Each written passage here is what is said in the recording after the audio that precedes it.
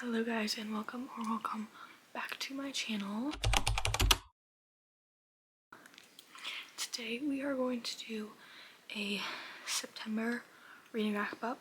Now I do have so today's Monday and September technically ends on Wednesday, so I could read more, so just add them to my October wrap up if I read more. But we're gonna open my Olipop. I think my last wrap up I was drinking the same exact drink. Well, not the same one, but you know, anyway. But it's a strawberry vanilla Olipop. I don't know if it's my favorite flavor, but it's definitely one of them. Anyway,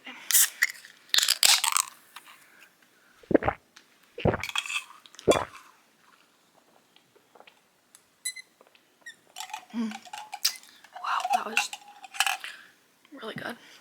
It's just really parched. Anyway, so yeah, we're doing a September wrap up, and guys, this week is just so exciting because on Friday there's a new Taylor Swift album. So if you're watching this when it's posted, like the day it's posted, there's a new Taylor Swift album out that day. I'm so excited. I'm so excited. And we have Dancing with the Stars tomorrow. All of the things. So anyway, to get into the video, September, we started off strong and then kind of went downhill. Not downhill. I've been kind of in a little slump lately.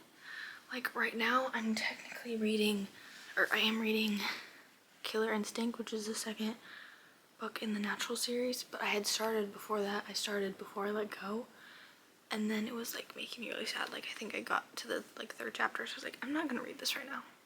But I'm also just kind of not reading anything. I'm kind of in a reading slump, or I don't know, or I'm just lazy or something, because I've just been watching shows. I finished Gilmore Girls, which I'm so sad. I actually haven't finished the Year in a Life because I started it and I think I'm exactly halfway through, but I got kind of bored, and so then I started One Tree Hill, which I've been loving and eating up.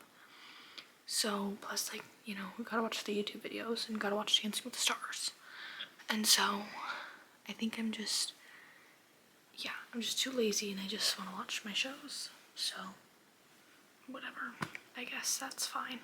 I've also just been very busy. But to get into the books, oh my goodness, guys, I forgot again to do my stats. Hold on, I'll do it. I gotta figure it out. I think every time I've forgotten to do my reading stats, or figure them out until I literally start. Okay, so the reading starts are, I read 4 books and they were all romance books, and I read 1,483 pages. So those are the reading stats. To get into the books, the first book I read, it's actually the only one I don't have physically, so, and I think basically all of these are in either a reading vlog or my last week in the life vlog, I think. I'm pretty sure. Anyway, so the first book I read was The Deal by Elle Kennedy. This book is so good, you guys. Okay, I was one of the OG books, the Off-Campus series, and basically all of Elle Kennedy's books. And I think I had started reading it a long time ago, before I really had gotten back into reading. And then I think I just stopped because I don't know why.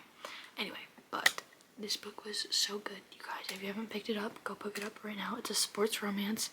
I haven't continued on the series yet, just because I kind of want to save them, I was kind of in my reading slump. Anyway, so basically what happens, it's you're following Hannah and Garrett Graham.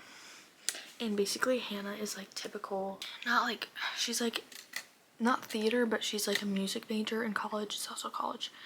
And she was really smart. And then Garrett Graham is the best hockey player. He's so popular, all the girls want him. All the girls obviously subbed for Hannah, you know. And you start off this book and there's this test that's really hard. The teacher is really hard to pass and stuff like that, and so Hannah's like the only one that gets good grade. I think she gets an A or something, and Garrett gets, I don't know what he gets, but basically he does it like will drop his GPA or whatever so that he can't play hockey. Anyway, so somehow he finds out that Hannah passed, and he's like, I need you to tutor me right now, and she's like, no, I don't want to, because she's like busy and like whatever, has other stuff to do. And he's like, well, I'll like do anything basically, like I'll take you on a date, I'll do whatever. And it's like, she's like, no, ew. And so anyway, they end up fake dating a little bit because she likes this guy on the football team. So he's like, well, he figures that out, and he's like, if you start hanging out with me and like we fake date, then he's gonna want you because I know the guy and I just know how it works. Anyway, so they kind of do that, or like they fake date for a while, and you just follow that. I would probably look up the trigger warnings. There's like some, I don't want to say them just because one of them, it could be like kind of a spoiler, like I didn't know it and then I figured it out obviously as I read, and I feel like it was better that I didn't know. But yeah, just search up the trigger warnings because there are some like things that they deal with. Anyway, I gave it 5 stars. I was in love with it. Yeah, it was great. Anyway, I'm really excited to, they're like filming the movie or whatever it is, the series right now off campus. Anyway, so I'm really excited to read the next, maybe that's what I need to read next, is the next book. Anyway, the next book that I read, so that was the deal. You can see me reading that in my last reading vlog if you're interested. And this book you can also see me reading, and it was Love on the Brain. I actually listened to most of this, so yeah. Anyway, but this, what happens in this one, this is by Ali Hazelwood. So she is like, it's following B and Levi. Yeah. And I also definitely can't say her last name, so yeah. Anyway, his name is Levi Ward, and basically they're both like smart. She is I think she's a neuro engineer. Wait, she's something like that, and then he's like maybe just a regular engineer. I don't really know. She's really smart, he's smart, but I think she's technically smarter. Anyway, or like she's smarter about the brain and stuff. Anyway, basically what happens is they know each other in like college, and she thinks and everybody thinks that he hates her. And then like years later, you don't really get any POV or point of view. It's not past, present, or anything. You just know they knew each other in college, and everybody, including her, thinks he doesn't like her. Anyway, so basically it ends up that they have to co-lead on this project for NASA about these helmets. Anyway, that's how they meet, so they have to like work together.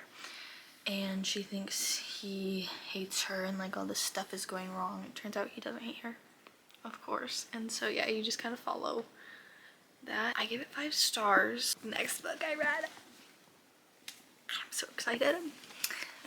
I just love this book so much. Okay, Elsie Silver. Basically, Elsie Silver, I started reading her books in almost a year ago, and I think I started the Chestnut Spring series in December last year, and then I have since read all of her books except for the one novella. I just really need to read it. I could read it in like not even an hour, but I just still have it. Anyway, but Elsie Silver quickly has become an auto-buy author for me, and every time I finish one of her books, it's just so great. And like, I get sad though, like the last time when I finished the last book that I had to read, I was sad, and now I'm sad again. I think that's kind of one of the reasons might be a little reading slump is because I finished the book. Anyway, but this book is Wild Card by Elsie Silver. Did I even say the title? I don't know. And this is the 4th and final book in the Rose Hill series, and they are interconnected standalones, but I would read them in order just because you get the little crumbs, and they're all single dads. Okay. So this one you're following Bastian and Gwen, and basically it starts off with they're in an airport and they're like snowed out, so they can't, like their flight got canceled or delayed or whatever, and they have to sleep in the hotel. Or not in the hotel, there's no hotels, they have to sleep in the airport is what the point is. And Bash is on his way back to his house from meeting his son for the very first time he didn't know he had a son, but apparently he had a son when he was 15, and then the mom never told him. And he is now 39, and he's like sad because he's wanted a family, but he never got to have one. And so he was like kind of sad because he missed out on raising this kid. Anyway, so he meets this girl, Gwen, and they like spend the night together, but not like spend the night together. They literally just hang out in the airport, and they get each other's numbers. And he goes home, he texts her, she never texts him back. And so then I think it was a few months later, he goes to his son's birthday party. Like, his son is really old because, as I said, so I think his son is like 24. Anyway, so he goes to his son's birthday party, and who was his son's girlfriend? Gwen. Yeah. But Gwen didn't know. Basically, he typed the number in wrong. I'm so glad there's not a big miscommunication. It doesn't like take long. She didn't know, he didn't know, but they talked about it, whatever. But because Bash is so loyal, he's like, okay, well, the only girl basically, like, I've never had a connection with any other girl this deeply, not deeply, but like this good. And I've literally only spent like one night with her, like a couple hours with her. And now I can't have her because I'm loyal and I want a relationship with my kid. And then it turns out that, I think it's a few months later, oh, also his kid's like a brat, just so everybody knows that. Gwen, she's a yoga instructor, and she comes to Rose Hill, that's the town.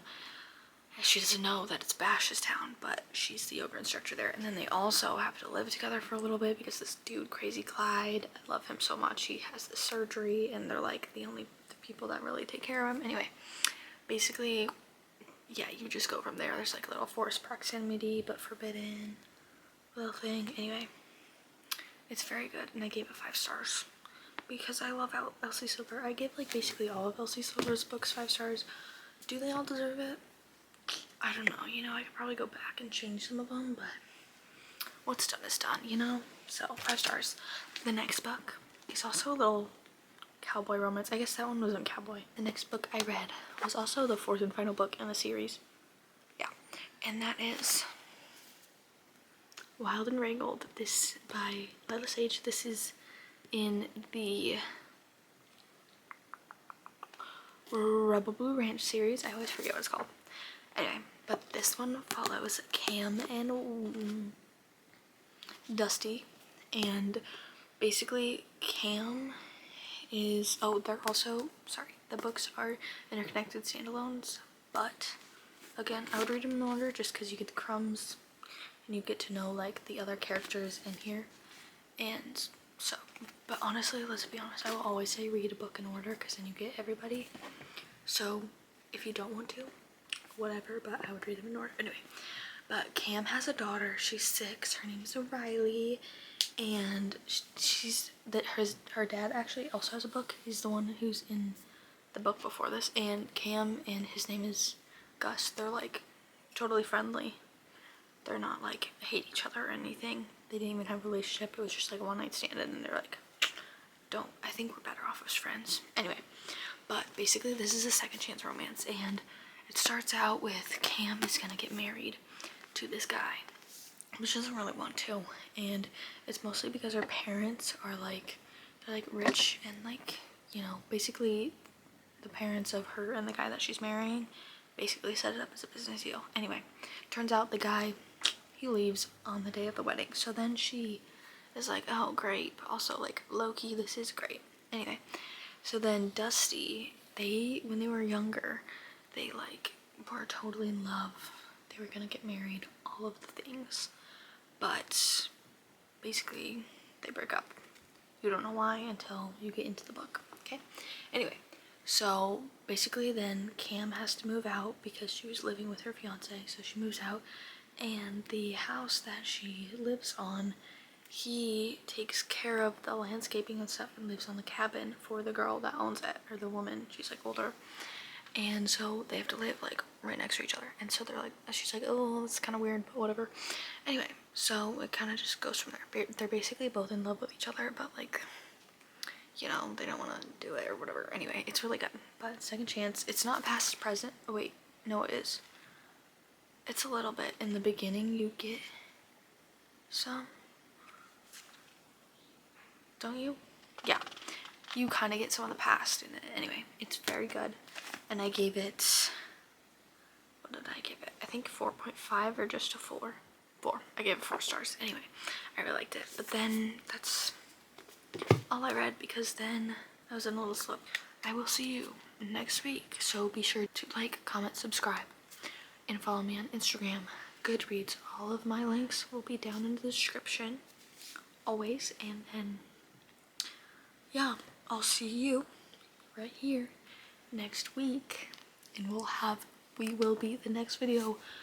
We will know what the album sounds like. Actually, when you're watching this, you will know what the album sounds like, unless you didn't listen to it, which is weird.